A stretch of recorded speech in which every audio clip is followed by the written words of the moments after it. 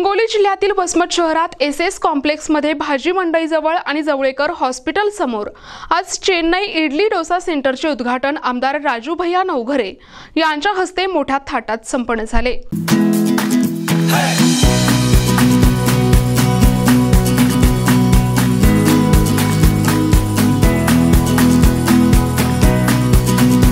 या चेन्नई इडली डोसा सेंटरमध्ये ग्राहकांना अतिशय रुचकर आणि चविष्ट इडली डोसा असे अनेक दक्षिण भारतीय पदार्थ मिळणार आहेत। चव अशी की पुन्हा पुन्हा यावंसं वाटेल या उक्तीनुसार आज उद्घाटन प्रसंगी अनेक नेते पाहुणे मित्रमंडळी शुभेच्छा देण्यासाठी आले होते। रियाज पठाण, शेख शकील, रिजवान बेग, राजू राठोड आणि अमोल राठोड यांनी वसमतमधील खवय्यांना एकदा तरी चेन्नई इडली डोसा सेंटरला भेट देऊन इडली डोशाची चव चाखण्याचे आवाहन केले आहे। प्रतिनिधी नंदू परदेशी, NTV न्यूज मराठी, वसमत, हिंगोली।